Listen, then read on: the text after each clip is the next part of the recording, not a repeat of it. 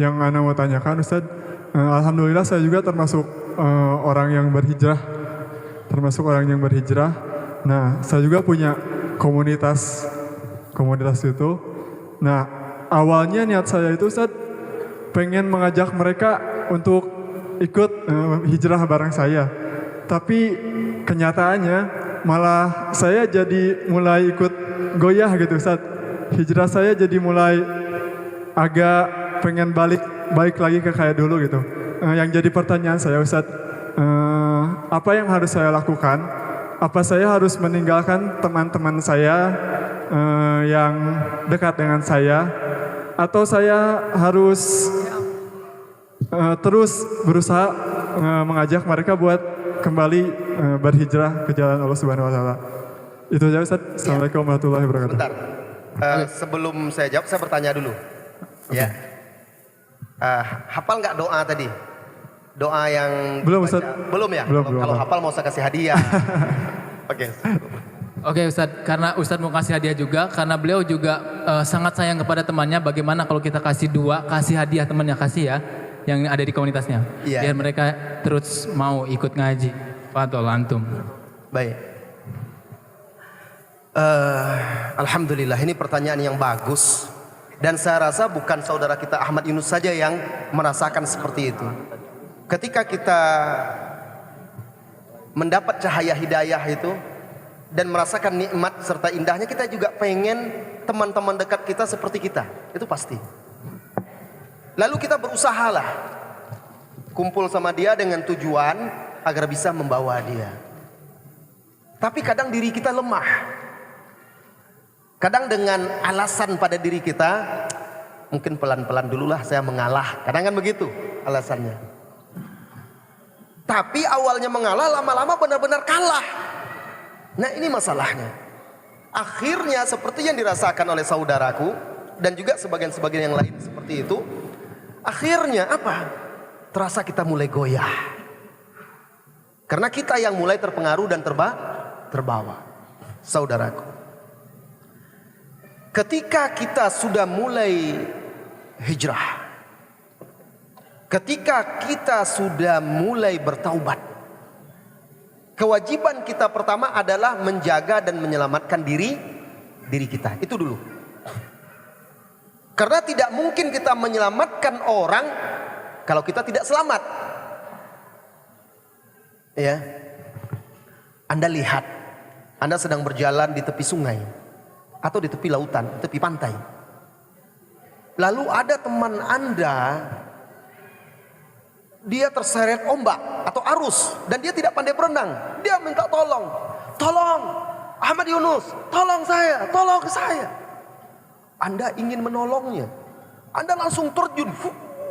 Anda lupa ternyata Anda nggak pandai berenang. Setelah Anda terjun, akhirnya bisa jadi dia selamat, Anda tenggelam. Seperti itulah perumpamaannya. Saya tidak menyebutkan Anda saja, saudaraku. Semua kita ya bisa seperti itu. Jadi ketika kita ingin menyelamatkan seseorang yang kita cintai, lihat diri kita. Sudah sanggup belum kita? Sudah mampu? Karena arus sungai itu deras. Gelombang laut itu besar dan kuat. Itu kalau arus benaran, ombak laut benaran, mungkin kita masih bisa selamat. Tapi masalahnya arus fitnah dunia ini loh yang sangat berat. Jadi yang pertama yang harus kita perhatikan, kita perkuat diri dulu. Agar apa? Kita punya bekal. Karena kalau kita sudah kuat, kita akan punya keberanian. Lihat, bedanya orang yang sudah kuat hijrahnya, sekalipun dia berkumpul dengan teman-temannya yang mungkin yang lama itu, azan berkumandang dia langsung, ayo sholat. Dia tidak peduli. Kalau kawan tidak mau, dia tinggalkan, sholat dia. Itu tandanya dia kuat. Ketika kawannya itu melakukan maksiat, dia ingatkan, bagusnya jangan begini, karena ini kan nggak boleh dalam agama kita. Berani dia, ini dia sudah kuat. Tapi ketika dia masih belum berani, nanti nggak enak, malah saya dijauhi, berarti kita belum kuat. Maka perkuat diri kita dahulu, perkokoh keimanan, bekal ilmu. Karena nanti ketika kita mendakwahi dan mengajak dia, pasti dia akan banyak alasan, dalih dan segala macam. Dengan ilmu itu kita bisa menyentuh hatinya. Dengan ilmu itu kita bisa menyampaikan nasihat yang benar, yang baik. Nah, seperti itu. Itu yang pertama ya, perkuat diri dulu. Kemudian kedua, kalau kita yakin bahwasanya keberadaan kita di tengah komunitas itu bukan atau tidak bisa merubahnya, tapi malah kita yang terpengaruh, wajib Anda selamatkan diri Anda.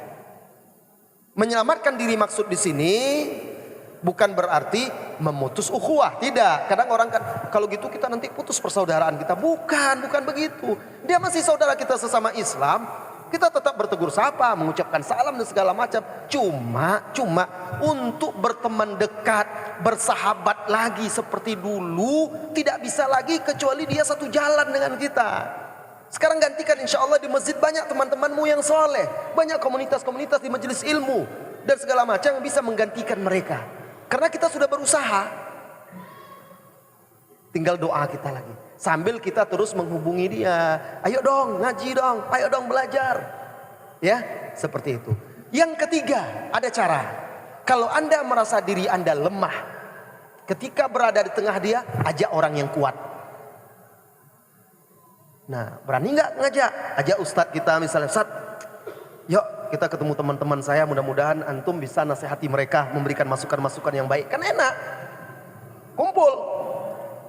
Sang ustadz, guru Anda mungkin karena keilmuan dia, kekokohan dia sanggup berbicara. Karena dia tidak peduli, dia bukan mengharapkan ridho manusia, dia mengharapkan ridho Allah. Dia akan nasihati. Nah, dia akan ingatkan, dia ajak dengan cara yang baik dan hikmah. Atau Ustadz, saya ingin nih, biasanya sekali seminggu kumpul dengan teman-teman saya, bisa nggak Ustadz datang untuk ya setengah jam, setiap kumpul antum beri nasihat, antum sampaikan ilmu. Itu ada perubahan. Tapi kalau kita mungkin kita nggak kuat, kalau kita tidak bisa seperti itu, maka seperti hadis Bukhari, kisah pembunuh 100 jiwa. Apa nasihat ulama itu kepada dia? Kalau engkau ingin bertaubat, tinggalkan kampung halamanmu, pergi ke kampung si fulan, beribadahlah di sana dengan orang-orang yang soleh. Karena di kampung dia ternyata banyak orang-orang jahat, komunitas-komunitas yang tidak baik. Mudah dia mengulang maksiat dan dosanya, akan terpengaruh lagi. Dinasihati dia agar meninggalkan itu. Ya, tetap kirim pesan kepada dia, temanku, ayo dong, saya rindu sama kamu, tapi saya ingin berjumpa dengan kamu di pengajian, di masjid. Subhanallah. Oh ngapain kesini, kan kamu bisa. Iya, nanti kita bisa ketemu lagi. Ayo dong sekali-sekali aja ngaji, diajak. Itu usaha kita.